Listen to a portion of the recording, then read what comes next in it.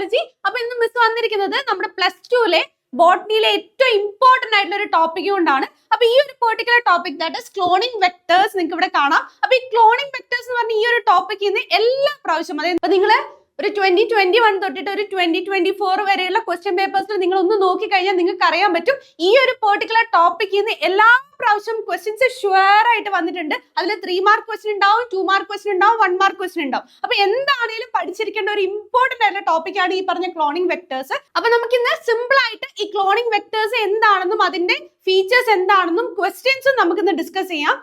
Miss കുറച്ച് previous ഇയറിലുള്ള കുറച്ച് ക്വസ്റ്റ്യൻസും ഇതിനകത്തേക്ക് ആഡ് ചെയ്തിട്ടുണ്ട്. അപ്പൊ എങ്ങനെയാണ് ക്വസ്റ്റ്യൻ വരുന്നത് നമുക്ക് നോക്കാം. So moving to that. അപ്പൊ എന്താണ് നമ്മുടെ ടോപ്പിക്? ക്ലോണിംഗ് വെക്ടേഴ്സ് ആണ്.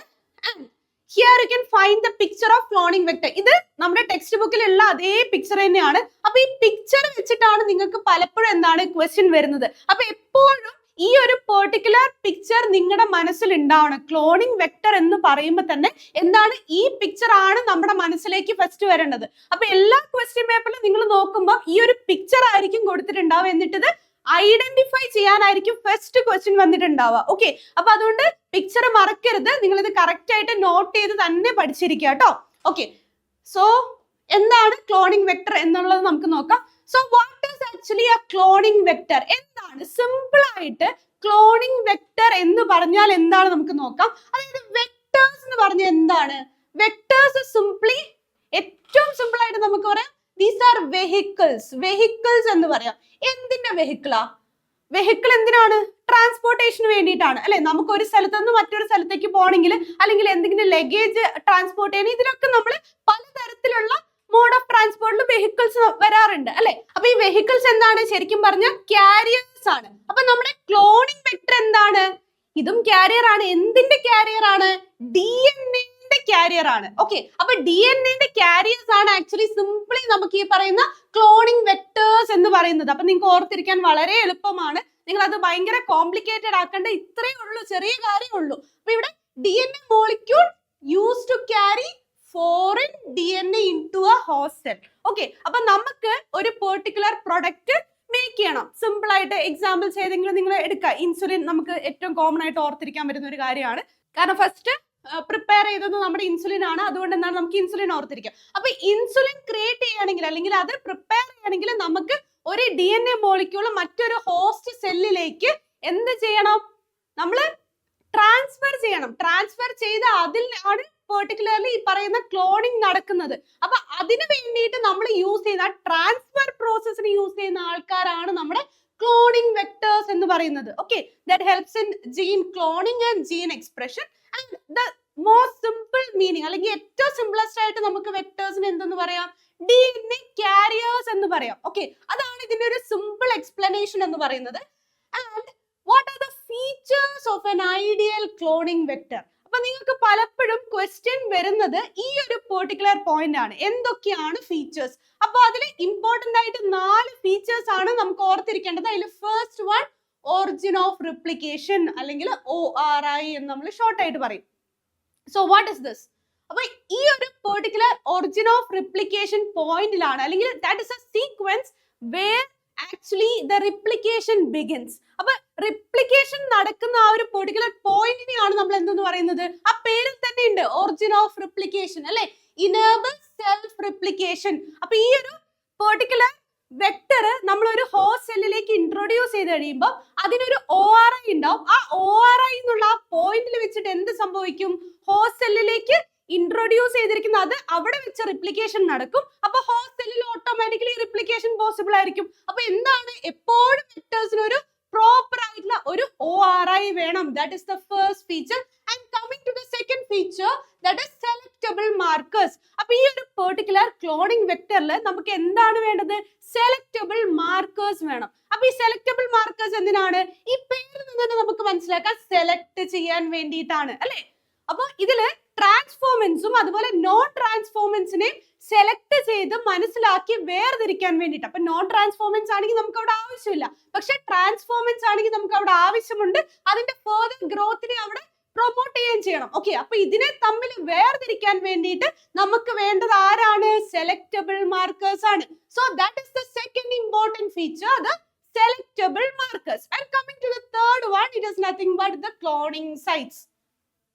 Okay, അപ്പൊ അടുത്ത ഇമ്പോർട്ടന്റ് ഫീച്ചർ എന്ന് പറയുന്നത് എന്താണ്? ക്ലോണിംഗ് സൈറ്റ് ആണ്. അപ്പൊ ഒരു വെക്ടറിൽ ഒരു പെർട്ടിക്കുലർ പോയിന്റ്, ഒരു ക്ലോൺ ചെയ്യാൻ പറ്റിയ ഒരു സൈറ്റ് അവിടെ കൃത്യമായിട്ട് ഉണ്ടാവണം, എങ്കിൽ മാത്രമേ അവിടെ ഈ റിപ്ലിക്കേഷൻ പ്രോസസ്സ് സ്മൂത്ത് ആയിട്ട് നടക്കുള്ളൂ. Okay, so this is the particular point for inserting the foreign DNA. അപ്പൊ ഈ ഒരു പോയിന്റിലാണ് നമ്മൾ ആ ഒരു foreign DNA insert ചെയ്യുന്നത്. ആ ഒരു പോയിന്റിനെയാണ് നമ്മൾ ക്ലോണിംഗ് സൈറ്റ് എന്ന് പറയുന്നത്. So these three features are very important for a cloning vector. അത് കൂടാണ്ട് നമുക്കറിയാം that should be smaller in size. Okay, and also the cloning vector should be stable. ഇതും അതേപോലെ ഇമ്പോർട്ടന്റ് ആയിട്ടുള്ള ഒരു ഫീച്ചർ ആണ്. മീൻസ് സൈസ് കൂടുന്നതനുസരിച്ച് ഈ ട്രാൻസ്ഫർ പ്രോസസ്സിന് വീണ്ടും ഡിഫിക്കൽട്ടീസ് കൂടും അല്ലെ. അപ്പൊ അതുകൊണ്ട് എപ്പോഴും അത് സ്മോളർ സൈസ് ആയിരിക്കണം, അതായത് easy to handle and replicate. So these are the important features of a cloning vector. ഈ ഫീച്ചേഴ്സ് ഒക്കെ ഉണ്ടെങ്കിൽ മാത്രമേ നമുക്ക് ഒരു പെർട്ടിക്കുലർ ക്ലോണിംഗ് വെക്ടറിനെ എന്താണ് ക്ലോണിംഗ് വെക്ടർ എന്ന് വിളിക്കാൻ പറ്റുള്ളൂ, അല്ലെങ്കിൽ നമുക്ക് ഈ ഒരു പ്രോസസ്സിന് അല്ലെങ്കിൽ ഒരു പേർപ്പസിന് വേണ്ടിയിട്ട് നമുക്ക് യൂസ് ചെയ്യാൻ പറ്റുള്ളൂ. ഓക്കെ, അപ്പൊ ഇത് മനസ്സിലായെന്ന് വിചാരിക്കുന്നു. And coming to some of the examples, ഇത് നിങ്ങൾ ജസ്റ്റ് ഒന്ന് ഓർത്തിരിക്കുക. അതിൽ പ്ലാസ്മിഡ്സ് ആണ് നമ്മൾ ഏറ്റവും കോമൺ ആയിട്ട് യൂസ് ചെയ്യുന്ന പ്ലാസ്മിഡിന്റെ എക്സാമ്പിൾ എന്ന് പറഞ്ഞാൽ PBr322 ആണ്. ഓക്കെ, അപ്പൊ ഈ PBr322ന്റെ പിക്ചർ ആണ് ആക്ച്വലി നമ്മൾ ഫസ്റ്റ് കണ്ടത്. അതാണ് നിങ്ങളുടെ ടെക്സ്റ്റ് ബുക്കിൽ ഈ ഒരു പെർട്ടിക്കുലർ പിക്ചർ ആണ് ഉള്ളത്. അപ്പൊ ഇത് എന്താണെങ്കിലും നിങ്ങൾ ഓർത്തിരിക്കേണ്ട ഒരു എക്സാമ്പിൾ ആണ് PBr322. And we have different ബാക്ടീരിയോഫേജസ് ഉണ്ട്. ഓക്കെ, ആൻഡ് വി ഹാവ് കോസ്മിഡ്സ്, അതുപോലെ BACs, and then we have TI plasmid. Okay, അപ്പൊ ഇതൊക്കെ ഡിഫറെന്റ് എക്സാമ്പിൾസ് ആണ്. അപ്പൊ ഇതിൽ നിങ്ങൾ പ്ലാസ്മിഡ്സും ബാക്ടീരിയോഫേജസ് എങ്കിലും ഒന്ന് മനസ്സിൽ ഓർത്തിരിക്കുക. സോ സംടൈംസ് അങ്ങനെ ക്വസ്റ്റ്യൻ ചോദിക്കുകയാണെങ്കിൽ what is A cloning vector എന്ന് ചോദിച്ചാൽ നിങ്ങൾ ഈ എക്സാമ്പിളും കൂടെ എഴുതുകയാണെങ്കിൽ ആ ഒരു പെർട്ടിക്കുലർ ക്വസ്റ്റ്യൻ നിങ്ങൾക്ക് ഫുൾ മാർക്ക് സ്കോർ ചെയ്യാം. ഓക്കെ, അപ്പൊ അത് ക്ലിയർ ആണെന്ന് വിചാരിക്കുന്നു. What is the importance of cloning vector? എന്തായിരിക്കും ഇമ്പോർട്ടൻസ്? നമുക്ക് സിമ്പിൾ ആയിട്ട് തന്നെ പറയാവുന്ന കാര്യമാണ്. റീകോമ്പിനന്റ് DNA ടെക്നോളജി പോസിബിൾ ആവണമെങ്കിൽ നമുക്ക് ആര് വേണം? ക്ലോണിംഗ് വെക്ടർ വേണം, ഇല്ലെങ്കിൽ നടക്കുവോ? ഇല്ല. നമുക്ക് ട്രാൻസ്ഫർ ചെയ്യാൻ ഒരാൾ വേണം, എന്നാൽ മാത്രമേ DNA ഹോസ്റ്റ് സെല്ലിൽ എത്തിയിട്ട് അവിടെ റിപ്ലിക്കേഷൻ അല്ലെങ്കിൽ ക്ലോണിംഗ് പ്രോസസ് നടക്കുള്ളൂ അല്ലെ. So that is a key tool, അല്ലെ നമുക്ക് ഗോൾഡൻ ടൂൾ എന്ന് തന്നെ നമുക്ക് പറയാൻ പറ്റും ഈ ഒരു പെർട്ടിക്കുലർ ക്ലോണിംഗ് വെക്ടർ എന്ന് പറയുന്നത്. So this helps in insertion and multiplication of foreign genes. അത് നമ്മൾ ഓൾറെഡി പറഞ്ഞു കഴിഞ്ഞു അല്ലെ. അപ്പൊ ഇത് എവിടെയൊക്കെയാണ് നമ്മൾ യൂസ് ചെയ്യുന്നത്? നമ്മൾ മെഡിസിനിൽ യൂസ് ചെയ്യാറുണ്ട്, അഗ്രികൾച്ചറിൽ യൂസ് ചെയ്യാറുണ്ട്, and for various types of research purposes. Okay, അപ്പൊ ഇതിനൊക്കെ നമ്മൾ എന്താണ് ഈ ഒരു പെർട്ടിക്കുലർ ക്ലോണിംഗ് വെക്ടർ നമ്മൾ യൂസ് ചെയ്യാറുണ്ട്. So I hope it's clear. And next നമുക്കൊന്ന് ജസ്റ്റ് ക്വിക്ക് ആയിട്ടൊന്ന് റീക്യാപ്പ് ചെയ്യാം. സോ ക്ലോണിംഗ് വെക്ടേഴ്സ് എന്താണ്? Cloning vectors simply the vectors that carry the foreign genes into the host cell. And ഇതിന്റെ common ആയിട്ടുള്ള features എന്തൊക്കെയാണ് നമ്മൾ പറഞ്ഞു. മസ്റ്റ് ഹാവ് ആയിട്ടുള്ള ഫീച്ചേഴ്സ് എന്തൊക്കെയാണെന്ന് പറഞ്ഞു. ഒന്ന് ORI ആണ്, origin of replication, then selectable markers and cloning sites വേണം. അത് കൂടാണ്ട് അത് സ്മോളർ സൈസ് ആണെങ്കിൽ ഇറ്റ് വുഡ് ബി ബെറ്റർ അല്ലെ. പിന്നെ നമ്മൾ എക്സാമ്പിൾസ് പറഞ്ഞു, like plasmid, ബാക്ടീരിയോഫേജസ്, TI plasmid, etc. Okay, so and finally here is a point that without vectors gene cloning is not possible. അപ്പൊ എന്താണ് വെക്ടേഴ്സിന് അത്രയും ഇമ്പോർട്ടൻസ് ഉണ്ട്. നമ്മുടെ ക്ലോണിംഗ് വെക്ടർ ഇല്ലാണ്ട് എന്താണ് നമ്മുടെ ക്ലോണിംഗ് നടക്കില്ല. അപ്പൊ നമുക്കറിയാം റീകോമ്പിനന്റ് DNA ടെക്നോളജിയും അതുപോലെ പോസിബിൾ ആയിരിക്കില്ല. Fine, okay. സോ നമ്മൾ ജസ്റ്റ് എന്തൊക്കെയാണ് കാര്യങ്ങൾ നമ്മൾ പഠിച്ചു. ഇനി നമ്മുടെ പ്രീവിയസ് ഇയറിൽ വന്നിരിക്കുന്ന ചില ക്വസ്റ്റ്യൻസ് നമുക്കൊന്ന് ഓടിച്ചു നോക്കാം. And here is one of the question. Identify the missing feature of a cloning vector. Okay, നമ്മൾ ഇത് ഓൾറെഡി ഡിസ്കസ് ചെയ്തതാണ്. അപ്പൊ ഇവിടെ 3 ഫീച്ചേഴ്സ് ഇവിടെ ഓൾറെഡി കൊടുത്തിട്ടുണ്ട് അല്ലെ. അപ്പൊ നെക്സ്റ്റ് ഫോർത്ത് ഫീച്ചർ ഏതാണെന്നാണ് ചോദിച്ചിരിക്കുന്നത്. So what is the feature? That is nothing but ORI. It is nothing but ORI. എന്താണ്? ഒറിജിൻ ഓഫ് റിപ്ലിക്കേഷൻ വേണം. സോ നിങ്ങൾക്ക് കാണാം ഇതൊരു 1 മാർക്ക് ക്വസ്റ്റ്യൻ ആയിട്ട് വന്നൊരു ക്വസ്റ്റ്യൻ ആണ്. And moving to the next one. So observe the cloning vector and explain the following. ഞാൻ പറഞ്ഞിരുന്നു അല്ലെ, ഈ പിക്ചർ നിങ്ങളുടെ മനസ്സിലുണ്ടാവണം. ഇത് കണ്ടു കഴിഞ്ഞാൽ ക്ലോണിംഗ് വെക്ടർ ആണെന്ന് നമുക്ക് ഓർമ്മ വരണം. ഓക്കെ, അപ്പൊ ഈ പിക്ചർ എപ്പോഴും നമ്മുടെ മനസ്സിൽ ഉണ്ടാവണം.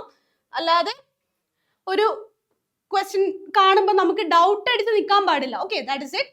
ആൻഡ് ഇവിടെ തന്നെ നിങ്ങൾക്ക് കാണാം അതിന്റെ പേര് എഴുതിയിട്ടുണ്ട്, PBr322 എന്നാണ്. അപ്പൊ ഇതിൽ P റെപ്രസെന്റ് ചെയ്യുന്നത് ആക്ച്വലി പ്ലാസ്മിഡ് എന്ന് പറയുന്നതാണ്. പിന്നെ B and R എന്ന് പറഞ്ഞാൽ ഇത് കണ്ടുപിടിച്ച സയന്റിസ്റ്റിന്റെ പേരാണ്. ആൻഡ് ഫൈനലി 322 എന്ന് പറഞ്ഞ ഈ പ്ലാസ്മിഡിന്റെ നമ്പർ ആണ് കൊടുത്തിരിക്കുന്നത്. ഓക്കെ, സോ ഈ ഒരു ക്ലോണിംഗ് വെക്ടറിന്റെ പേര് എന്ന് പറഞ്ഞാൽ PBr322 ആണ്. അപ്പൊ ഇവിടെ ക്വസ്റ്റ്യൻ ചോദിച്ചിട്ടുണ്ട് ORI എന്ന് പറഞ്ഞ എന്താണ്, ഒറിജിൻ ഓഫ് റെപ്ലിക്കേഷൻ ആണ് നമ്മൾ പറഞ്ഞു.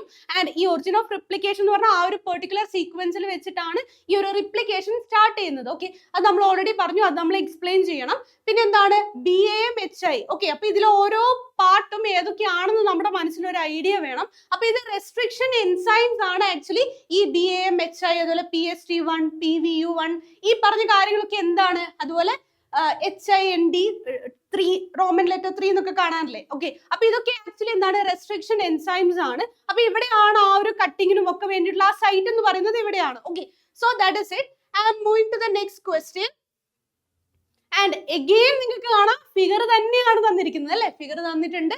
ഐഡന്റിഫൈ ദ ഫിഗർ എന്ന് ആദ്യത്തെ ക്വസ്റ്റ്യൻ ഐഡന്റിഫൈ ദ ഫിഗർ എന്നാണ്. അപ്പൊ നിങ്ങൾ എന്താണെങ്കിലും ഈ ഒരു പേര് എഴുതണം. അതായത് ഇതൊരു ക്ലോണിംഗ് വെക്ടർ ആണ്, അതിന്റെ പേര് ഇന്നതാണ്, PBr322 അങ്ങനെ എഴുതണം.